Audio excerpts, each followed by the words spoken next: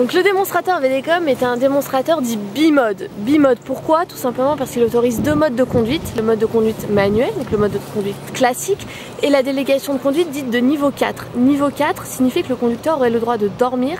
C'est le véhicule qui prend entièrement la main sur la conduite et qui est responsable de ce qui se passe. Donc comment ça marche? Tout simplement, ce véhicule a une vision à 360 degrés autour de lui grâce à ses nombreux capteurs. On utilise des lidars ou des lasers scanners, des radars ainsi que des caméras.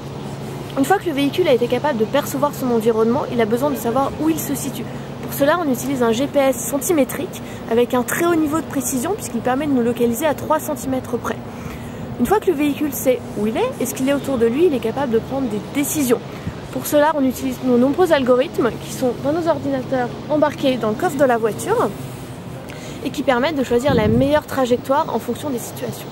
Enfin, cette voiture est également une voiture connectée, donc on retrouve les antennes notamment sur le toit et dans les barres de toit. Connectée, c'est-à-dire qu'elle a du 3G, de la 4G, un petit peu comme sur un téléphone portable, mais également du Wi-Fi qui permet de connecter n'importe quel appareil multimédia au contenu de la voiture, donc par exemple une tablette, un smartphone, et enfin un Wi-Fi dédié au monde des transports qui lui permet de communiquer avec les autres véhicules, mais également avec l'infrastructure.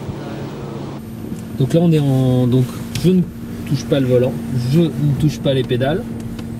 Donc le véhicule va trouver son chemin.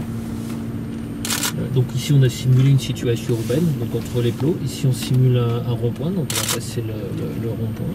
Donc vous voyez la trajectoire qui est calculée en temps réel par le véhicule. Et quand il y a des événements, ben, le véhicule va gérer ces événements. Donc là en l'occurrence on a un piéton qui va pouvoir passer devant le véhicule et vous allez voir comment il gère ce piéton.